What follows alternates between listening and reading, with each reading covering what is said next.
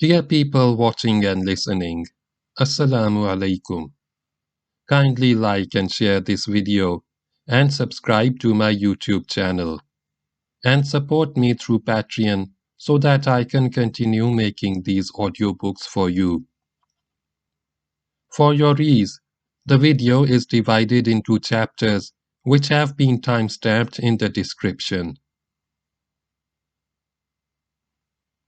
Lessons from History, Reflections on the Past, Present and Future of Two Muslim Communities by Dr. Israr Ahmad and translated by Dr. Ahmad Afzal. Start of Part 5.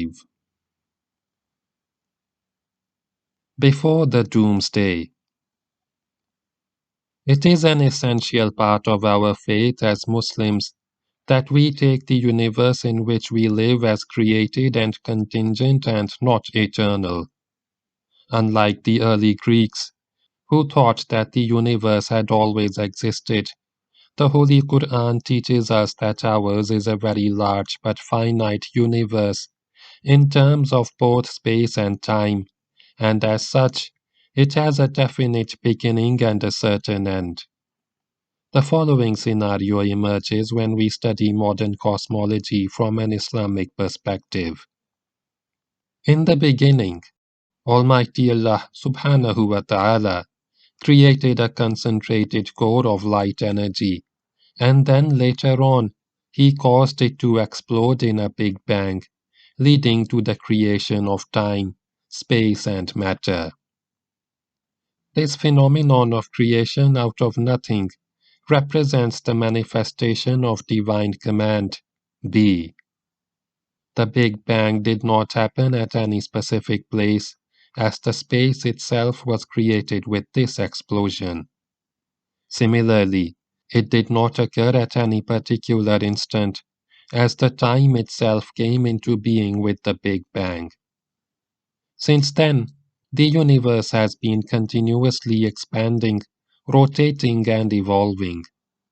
At a predetermined point in the future, it will stop expanding, and from then on the contraction or folding back phase of the universe will commence, either due to the gravitational pull of the unseen matter exceeding the forces of expansion, or as a result of the swallowing up of entire galaxies by black holes, leading ultimately to the Big Crunch, which is like disappearance of the cosmos in a catastrophic implosion, like the Big Bang in reverse. The Big Crunch will be followed by another Big Bang, leading to the creation of a new universe that will last forever, and which will be totally different from our present universe, utterly beyond the realm of our imagination. We believe on the authority of the Quran and the Prophet Muhammad sallallahu alaihi wasallam in the rebirth of all humanity, their final judgment, the hell and the paradise, though the exact nature of that state of existence is simply inconceivable. As far as the end of our own world is concerned, it seems that a major catastrophe will befall, destroying a part of our galaxy, including the Sun and the Earth, and that this will happen well before the universal doomsday or the Big Crunch. It is this local doomsday that is referred to in the Holy Quran as the startling calamity or the inevitable.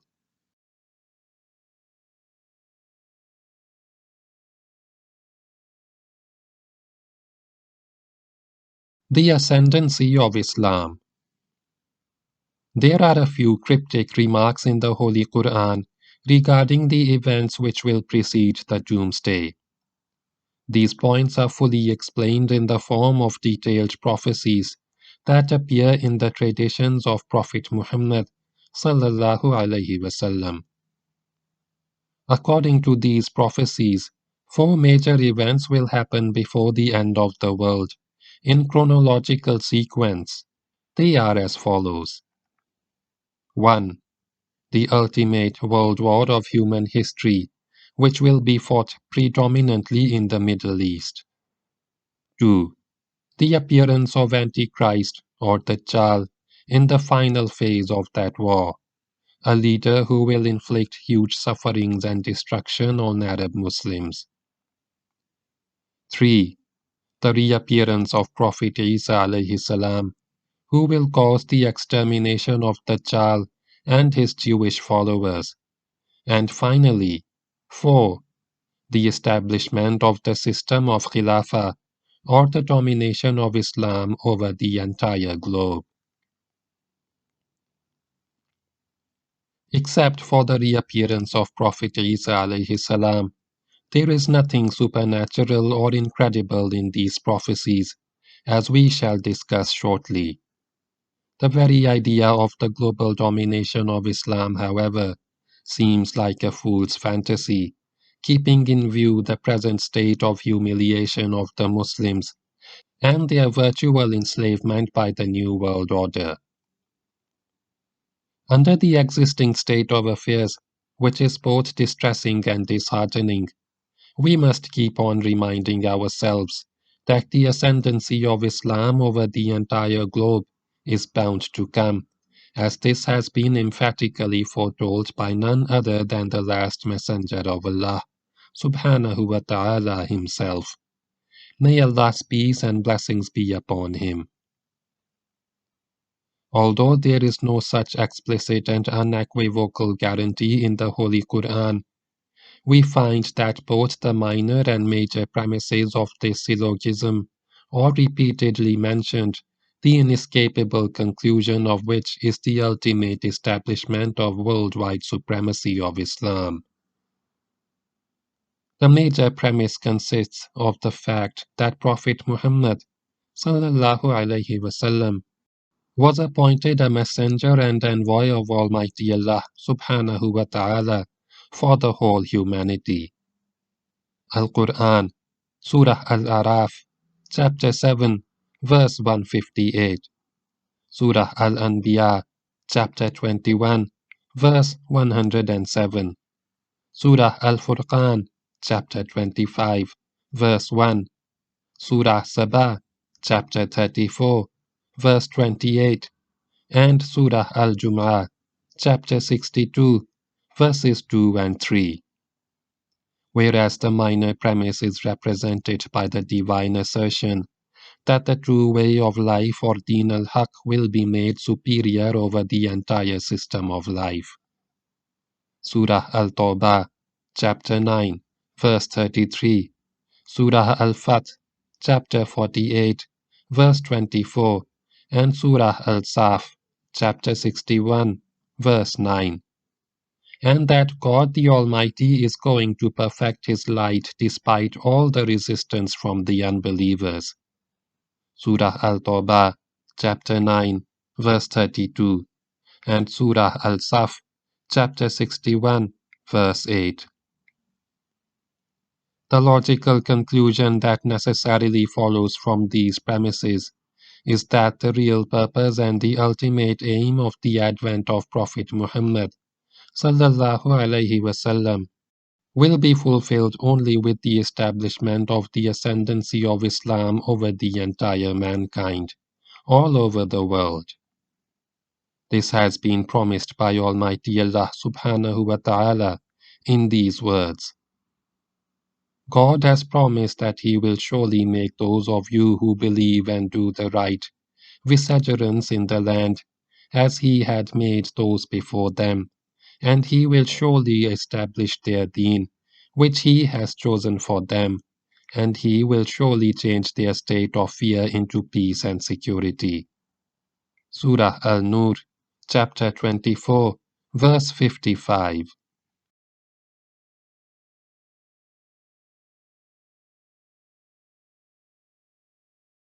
The Ascent of Humanity. The global domination of Islam also appears inevitable in the context of the idea of cosmic evolution, as explained in the following paragraphs. In sharp contrast to all the materialistic theories of modern science, the Holy Quran teaches us that Allah subhanahu wa ta'ala is the only real force behind every creative activity that takes place in the universe.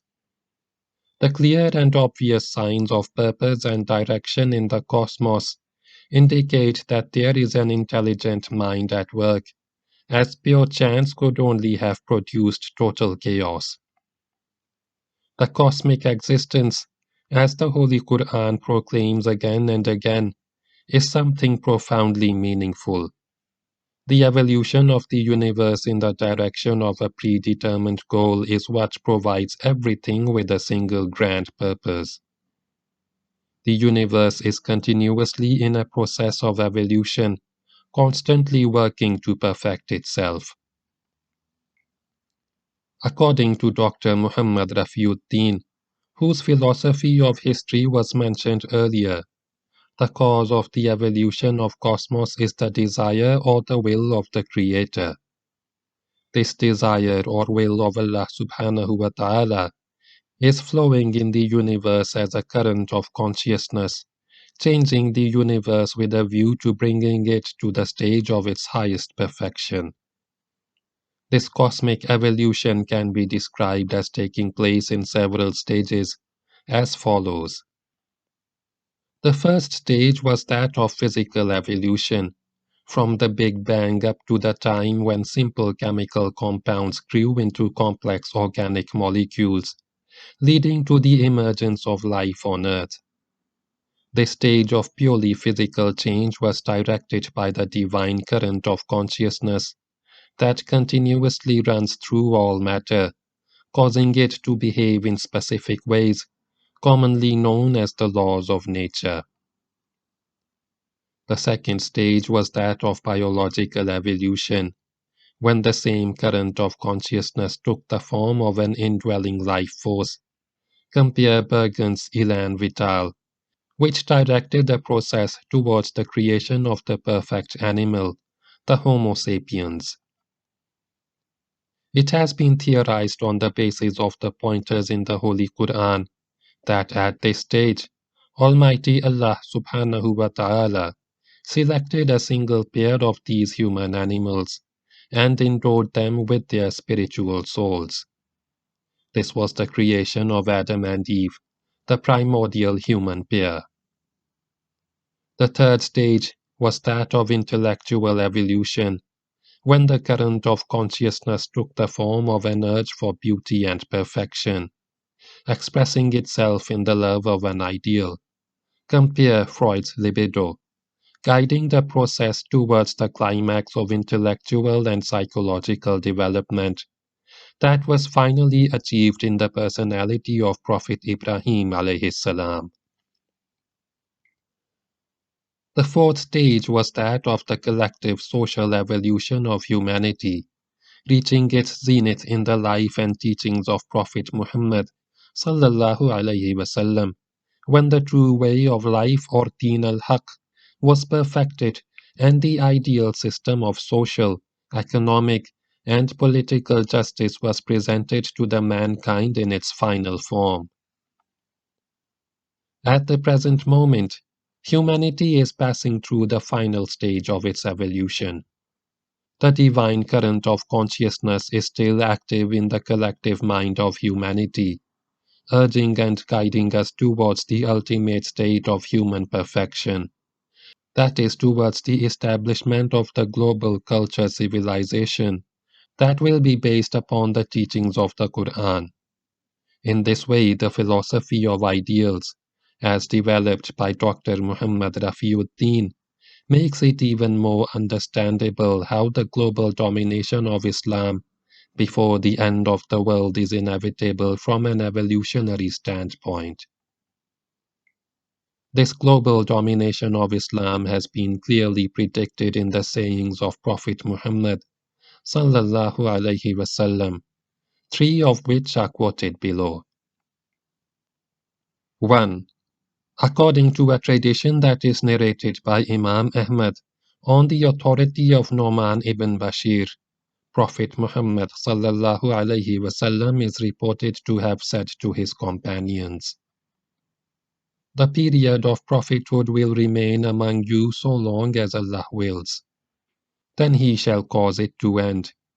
After that, there will be Khilafah among you on the pattern of prophethood, and this will last as long as Allah wills.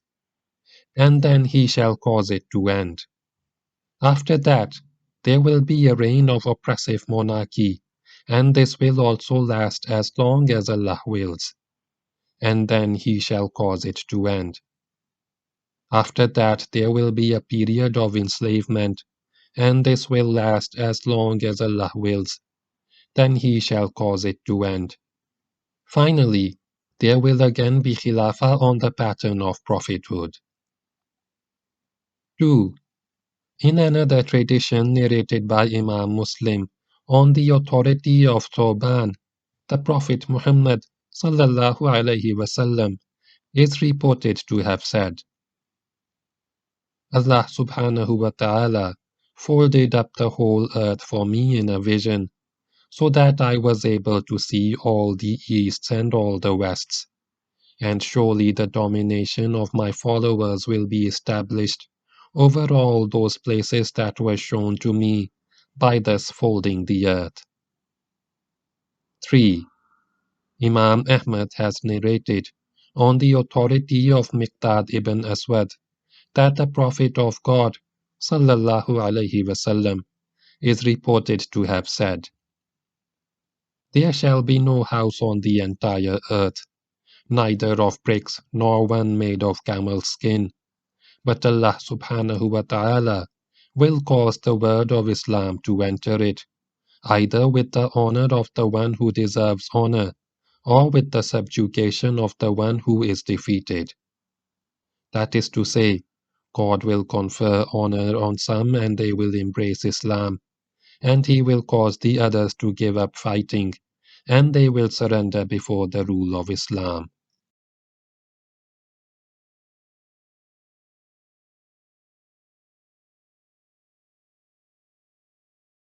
The way to God's kingdom.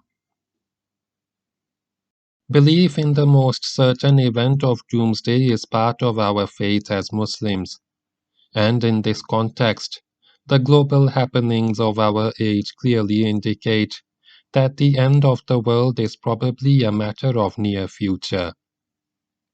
This opinion is based upon the predictions of Prophet Muhammad sallallahu alaihi wasallam, many of which have already come true in the world around us, and the stage is obviously being set for the final set of events before Doomsday, the grand finale of the global drama. We shall now discuss these coming events which will precede the establishment of the domination of Islam, as disclosed by Prophet Muhammad sallallahu alaihi wasallam. Indications regarding the greatest world war of human history that appear in the Hadith collections are, in general, couched in allegorical language. It seems that the war will take place in 3 phases, and will be fought predominantly in the Middle East. During the first phase, Muslim and Christian armies will join hands and fight against a third force, the identity of which is uncertain. The Allies will defeat their common enemy, but then serious discord and hostility will break out between them, leading to the second phase of the war, characterized by fierce fighting between the Muslim and Christian armies. Initially, the Christians will have the upper hand, and the Muslims will lose important strongholds like Turkey, Lebanon, Syria, and Iraq. Although during the first and second phases, the Jews themselves will not take part in the battle. Their resources, technical know-how, and their propaganda machinery will be used with utmost destructive effect against the Muslims. According to the prophecies, at this point the Muslims will select a rightly guided man as their military and political leader. This leader, called Mahdi in Hadith literature, will reorganize and unite the Muslim forces against the Christians, shifting the fortunes of the war in favor of the Muslims. The third phase of the war will commence with the appearance on the scene of an exceedingly cunning Jewish leader, Dajjal or Antichrist. From then onwards, the Jews will start to take active part in the fighting, and the combined forces of Jews and Christians will inflict heavy losses on the Muslims. At this stage, Prophet Muhammad ﷺ has told in unequivocal words, Prophet Isa ﷺ will reappear to strengthen and reinforce the Muslim armies.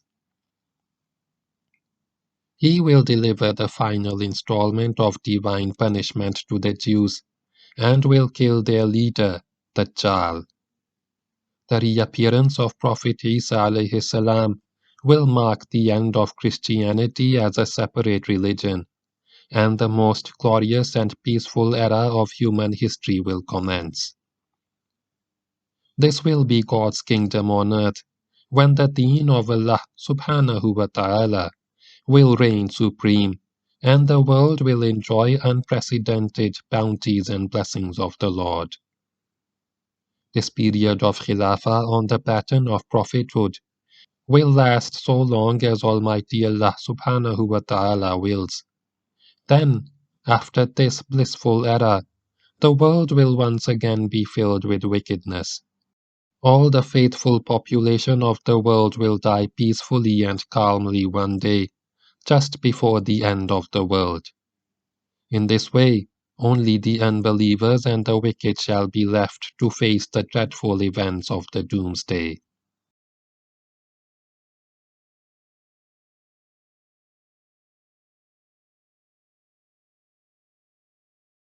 Armageddon. It is interesting to note that prophecies regarding an ultimate world war between the forces of good and the forces of evil are also found in the Christian tradition.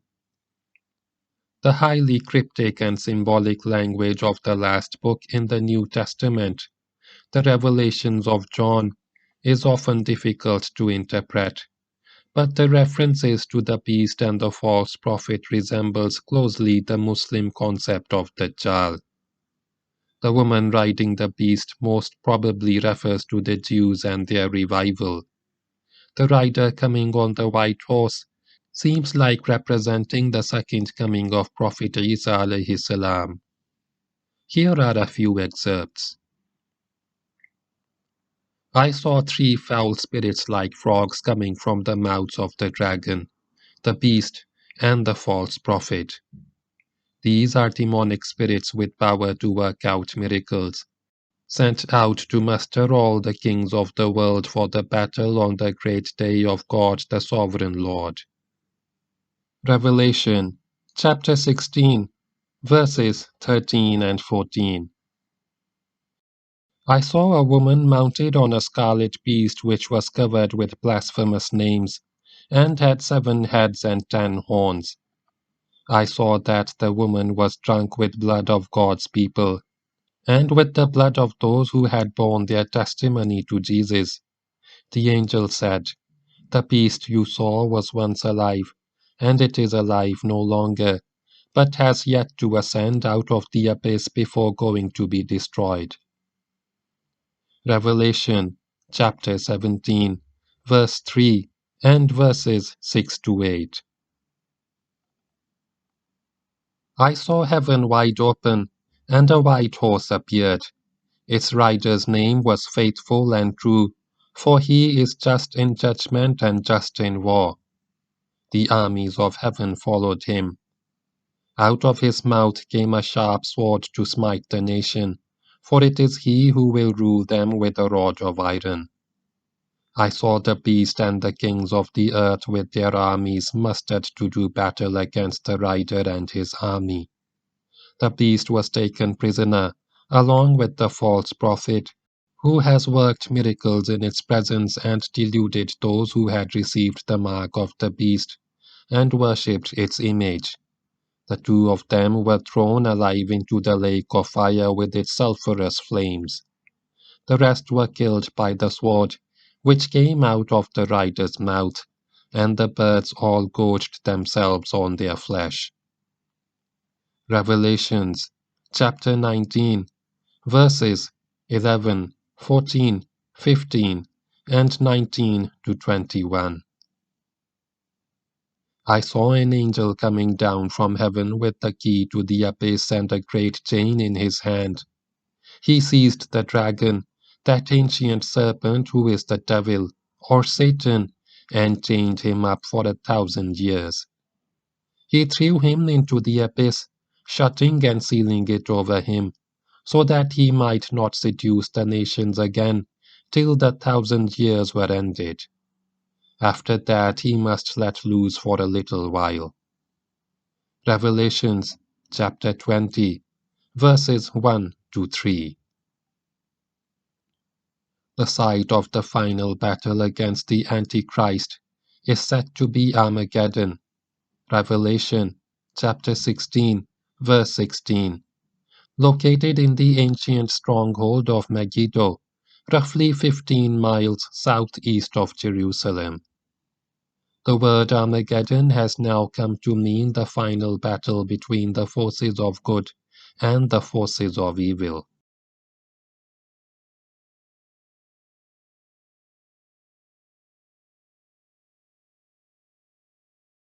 The Dajjalian system of life. It is important to distinguish between Dajjal the individual and Dajjal as a worldwide intellectual and social phenomenon based on materialism and atheism. The latter is manifested as the philosophical outlook that has taken shape during the last few centuries in Europe, as well as the culture and lifestyle based upon that godless outlook. The system of life, which is predominantly materialistic and which dominates the entire globe today, is actually the Dajjalian system itself, whereas the greatest defender of that system will be Dajjal the individual. As we have seen earlier, the innovations introduced by St. Paul in the original teachings of Prophet Isa alayhi salam had led to the genesis of a completely new and different religion. The highly irrational claim of Trinity ultimately resulted in the divorce between two natural allies, religion and reason.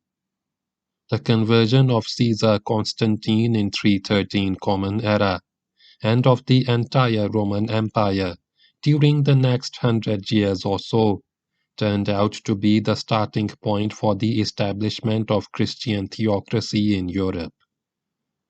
The huge vacuum created by the Pauline idea of abolition of the Mosaic Law was then filled with the virtually unlimited authority of the Church, represented by the infallible Pope. During the Middle Ages, the Church and the clergy ruled the masses with an iron hand, oppressing and exploiting them in the name of religion, while discouraging any inclination towards science or rationalism. The Aristotelian system of cosmos, as adopted by Ptolemy, was already incorporated into the Christian theology.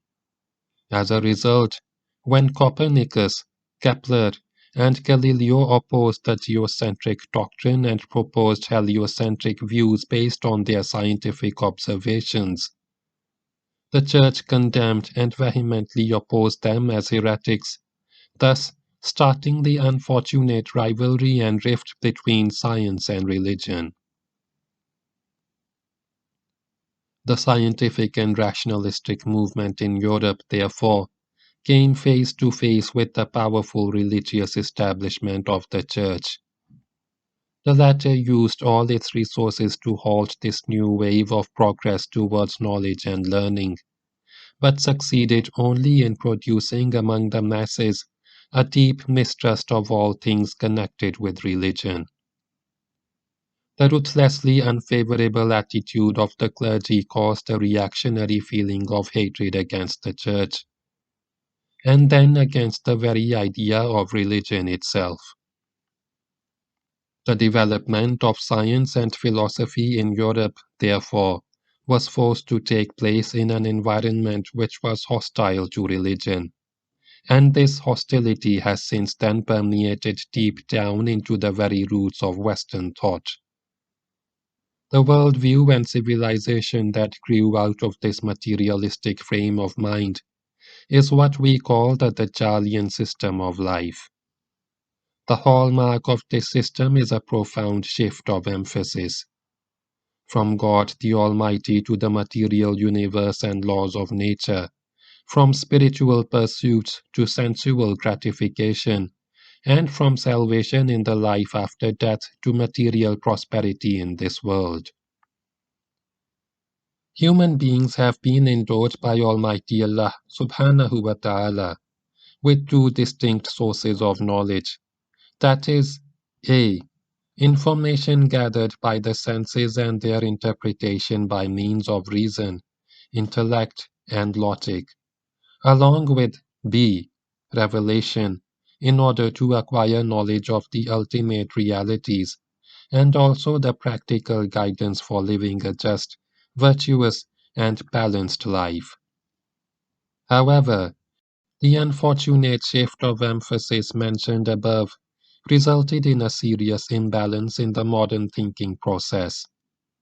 Thus, while humanity has made an incredible amount of progress with regard to science and technology, we see that correspondingly, religion and morality have undergone unprecedented decay and decline. As such, the Western civilization can be described as possessing only a single eye, epistemologically speaking. In other words, it has invested everything it had into a single source of knowledge, reason and science, while totally ignoring the other, equally important source of knowledge, revelation from the heavens. The system of life resulting from this materialistic mental attitude is characterized by a morbid preoccupation with collecting things and accumulating money.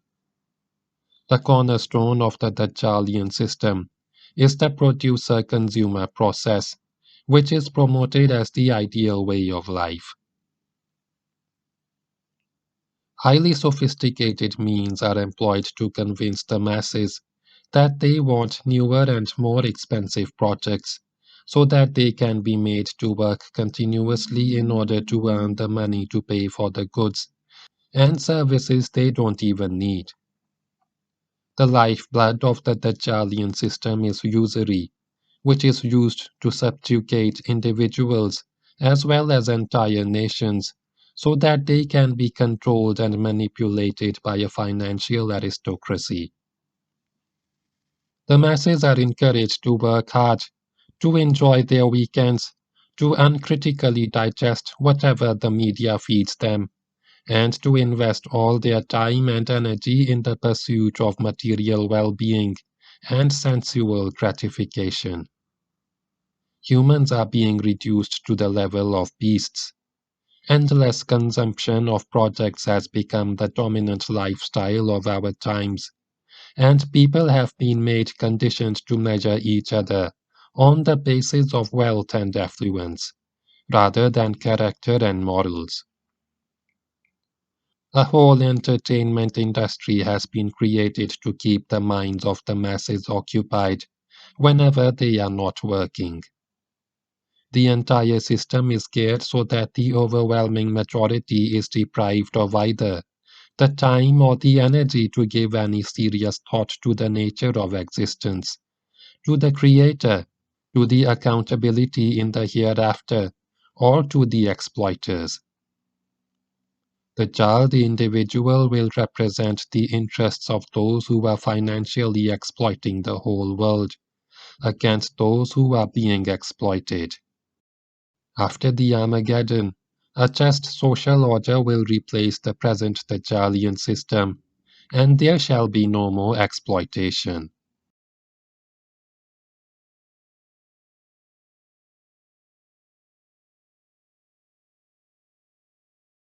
The Identity of Dajjal. The ultimate battle between the forces of good and those of evil requires a world that is highly polarized along ideological lines, and this has already started to take shape. The various Islamic movements throughout the world are clear proofs that more and more people are realizing the defects and inherent evils of the Dajjalian system, and are coming in contact with the true sources of knowledge, that is, the Holy Quran and the Sunnah of Prophet Muhammad sallallahu alaihi wasallam. The guardians of the status quo and the defenders of the New World Order, along with their agents and stooges, have already smelled the revolution that is taking shape in the form of Islamic resurgence, and have started to try and suppress the idea whose time has come. The ultimate futility of their efforts is inevitable. The Western and predominantly Christian countries of the world, as we have discussed above, are virtually being controlled by a very powerful Jewish minority. A recent accomplishment of which was the destruction of the military might of Iraq in the Gulf War. The next item on the Jewish agenda is the creation of Greater Israel, as well as the reconstruction of Solomon's temple at the site of Al-Aqsa Mosque.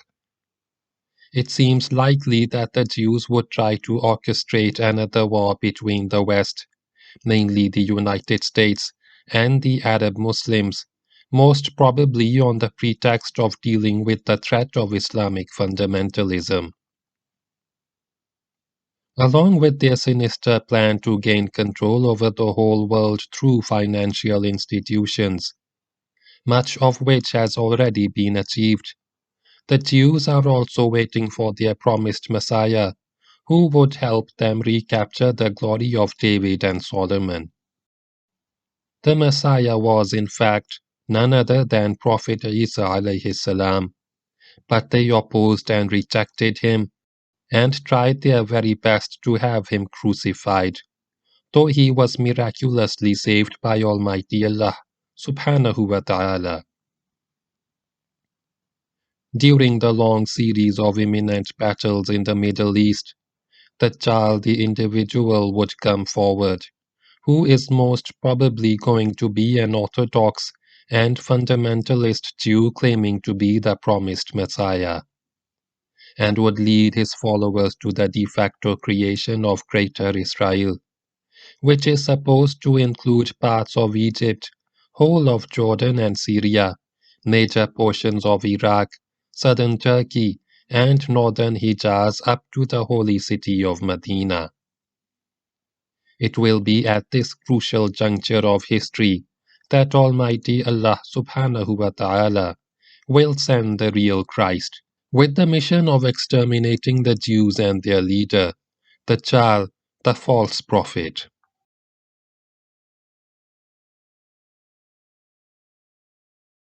About Prophet Isa alayhi salam. Although the exact nature of the ascension and reappearance of Prophet Isa alayhi salam is incomprehensible to us, and although these events are beyond the realm of normal human experience, they are by no means impossible. The rationalists among us tend to express serious doubts and lack of conviction about this authentic Islamic belief. But the fact is that our belief in the ascension and reappearance of Prophet Isa alayhi salam is based upon various indicators of the Holy Quran, as well as explicit and unequivocal traditions of Prophet Muhammad sallallahu alaihi wasallam. The prevalence of materialistic thinking, especially under the influence of the now outdated Newtonian physics, has caused many of our intellectuals to reject the possibility of miracles. But it must be kept in mind that a miracle, by definition, represents a breakdown in the usual physical laws of the universe, and a special creative feat of Almighty God is manifested from out of the ruins of that broken law.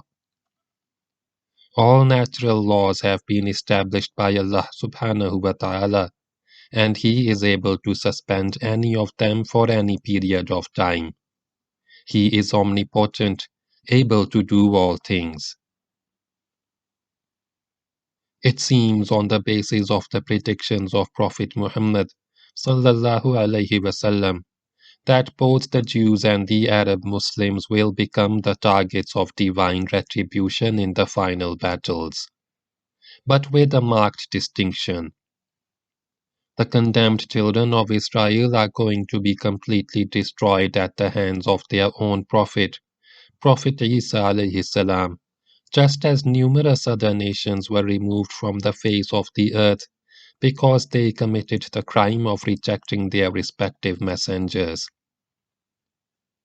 On the other hand, the Muslims, especially the Arabs, will receive their share of punishment for turning away from the Holy Quran, but afterwards the survivors will be able to repent and mend their ways, paving the way for the beginning of the second phase of the domination of Islam. End of Part 5.